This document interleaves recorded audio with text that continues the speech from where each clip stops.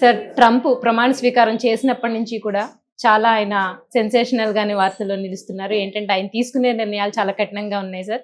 ప్రపంచ దేశాలన్నీ కూడా అంటే భారతదేశాన్ని కూడా చాలా ఆయన పంపించేస్తాను ఉద్యోగుల్ని అని చాలా రకరకాలుగా చెప్తూ ఉన్నారు. సో అందులో భాగంగానే బ్రెజిల్ వలసదారుల్ని ఆయన చాలా దారుణంగా పంపించినట్టు తెలుస్తోంది సార్. సో దాని గురించి అంటే ఎక్కడైనా సరే వలస అంటే వలస వచ్చిన వాళ్ళ మీద ఒక దాడి జరగటము, వాళ్ళని పంపించడానికి ప్రయత్నం చేయటం అనేది సహజంగా జరిగేటువంటి వ్యవహారమే. దీనిలో పెద్దగా ఆశ్చర్యపోవాల్సినటువంటి అవసరం లేదు. ఎందుకంటే చాలా సందర్భాల్లో ఇప్పుడు ఈ వలసవాదులందరికీ గురించి బాధపడుతున్నటువంటి వాళ్ళు ఏ ఆర్గ్యుమెంట్ ముందుకు తీసుకొస్తారంటే, ప్రపంచం అంతా ఒక ఇల్లు, అక్కడ ఉపాధి వెతుక్కుంటూ వెళ్ళారు వాళ్ళు, వాళ్ళని ఎందుకు ఇబ్బంది పెడతారు అని మాట్లాడుతున్నారు. కానీ అక్కడ ఉన్నటువంటి లోకల్స్ అంటే అమెరికాలో లోకల్స్ ఏమిటి అనే ప్రశ్న మళ్ళీ అదొక గొడవ. అంటే అమెరికాయే అసలు ఒక సెటిలర్స్ క్యాంప్.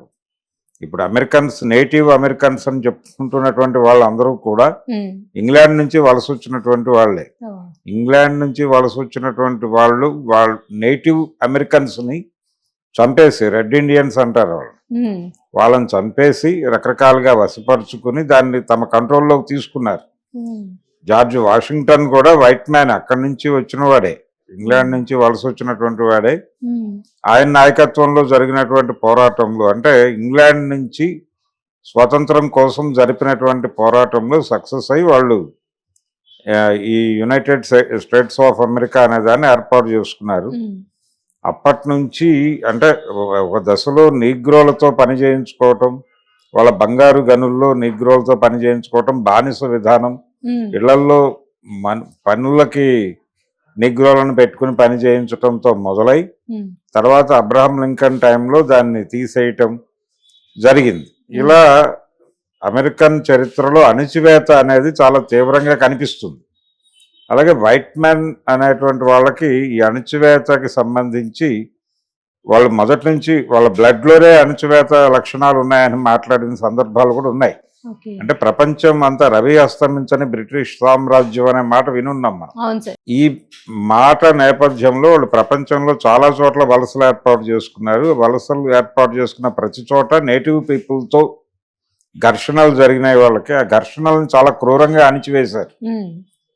ఇక్కడ ఏంటంటే ఇప్పుడు కొత్తగా మనం చూస్తున్నటువంటి అమెరికా వ్యవహారం, ట్రంప్ గారి వ్యవహారంలో ఆయన లోకల్గా అక్కడికి వలసలు రావటం వలన లోకల్ పీపుల్ మాకు ఉపాధి అవకాశాలు పోతున్నాయని గొడవ చేస్తున్నారు.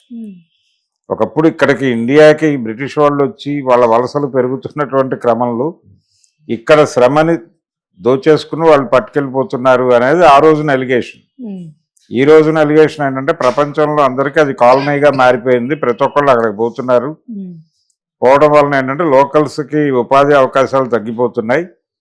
అందుకని చాలా సందర్భాల్లో అమెరికాలో ఈ బయట నుంచి వలస వచ్చినటువంటి వాళ్ళ మీద సాయుధ దాడులు జరుగుతున్నాయి, చంపేస్తున్నారు. రోడ్ల మీద, బారుల్లోనూ లేకపోతే రెస్టారెంట్ల మీద దాడులు చేసి చంపేయటం కూడా చూస్తున్నాం మనం. ఇది ప్రతి చోట జరుగుతుంది. ఇప్పుడు తెలంగాణ ఉద్యమ కాలంలో వినిపించినటువంటి మాట ఏమిటి? ఆంధ్ర వలసవాదులారా వెళ్ళిపోండి అనే మాట వినిపించింది. అంటే దానికి రీజన్ కూడా లోకల్ నేటివ్ పీపుల్కి ఉపాధి అవకాశాలు క్షీణించిపోతున్నాయి అని. ఇదే నినాదం గ్లోబల్ లెవెల్లో మనం చూస్తున్నాం.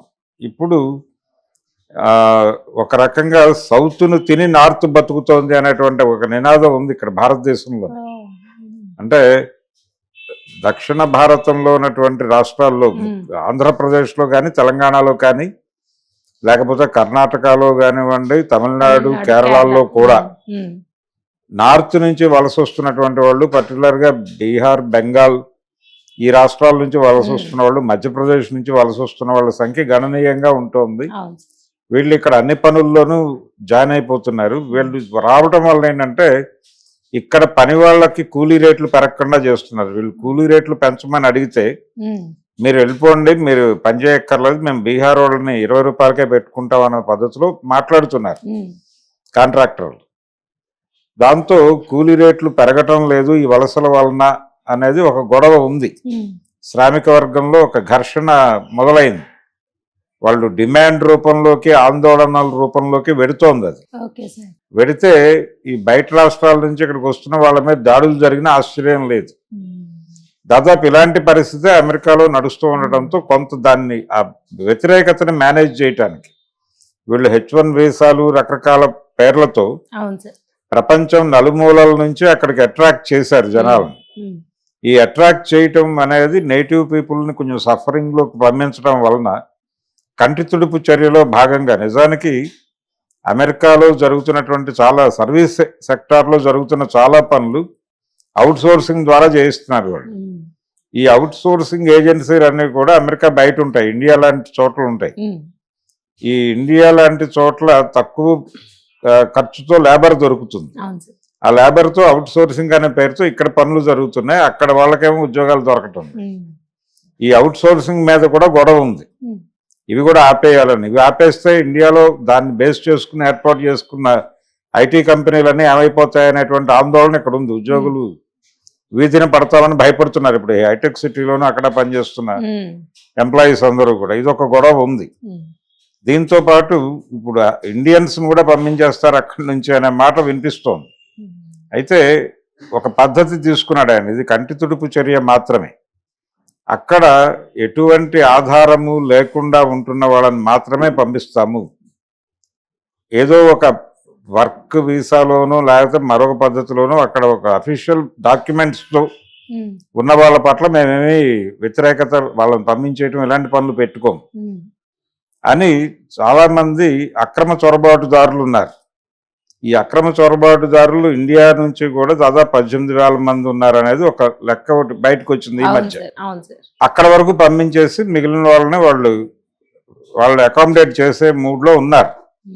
అంటే అనుమతి పొంది ప్రవేశించిన వాళ్ళని మేము ఎలాగో డీల్ చేస్తాం, అనుమతి లేకుండా ప్రవేశించిన వాళ్ళని అక్రమ చొరబాటుదారుల వరకు వ్యవహరిస్తామని. ఈ అక్రమ చొరబాటుదారుల్ని చాలా దారుణమైన పద్ధతిలో వెనక్కి పంపించడం అనేది బ్రెజిల్ వాళ్ళని పంపించడంలో మనకు క్లియర్గా కనిపిస్తోంది, విజిబుల్గా ఉంది అది వాతావరణం. అంటే ఎందుకు చేశారు ఇలాగా? వాళ్ళని ఏసీ ఆపేసినటువంటి విమానం బేడీలేసి పంపించడం ఎవరిని తృప్తిపరచడానికంటే అక్కడ ఉన్నటువంటి నేటివ్ పీపుల్ని తృప్తిపరచడానికి. చూసారా మేము ఎంత కఠినంగా గెంటేస్తున్నామో బయటికి అని అక్కడ ప్రొజెక్ట్ చేసుకుంటాడు ఆయన ట్రంప్. కానీ ఇక్కడ వాళ్ళకి జరిగేదే ఉండదు పెద్దగా. ఈ అవుట్ సోర్సింగ్ జరుగుతూనే ఉంటుంది. అక్కడ ఆల్రెడీ ఉన్నవాళ్ళు ఉన్నారు, బయట నుంచి అఫీషియల్గా వచ్చే వాళ్ళకి ఎప్పుడూ ప్రవేశం ఉంటుందని చెప్తున్నాడు ఆయన. కాబట్టి వీళ్ళు వస్తూనే ఉంటారు. అమెరికాకి మేజర్గా కింది స్థాయి పనులు చేస్తున్న వాళ్ళు హోటల్స్లోను, అలాగే చాలా చిన్న పారిశుధ్య రంగంలో కూడా పనులు చేస్తున్న వాళ్ళు అక్రమ చొరబాటుదారులే. జీవనోపాధి లేక ఏదో పద్ధతిలో అంటే అక్రమంగా ఎవరికి దొరకకుండా అమెరికాలో ప్రవేశపెట్టడం అనేది ఒక కార్యక్రమం ఉంది.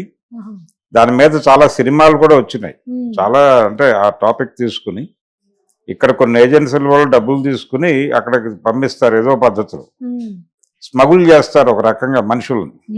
ఈ మనుషుల్ని స్మగుల్ చేసేటువంటి కల్చర్ని కొంతమేరకు అడ్డుకునే ప్రయత్నం ట్రంప్ చేయొచ్చు.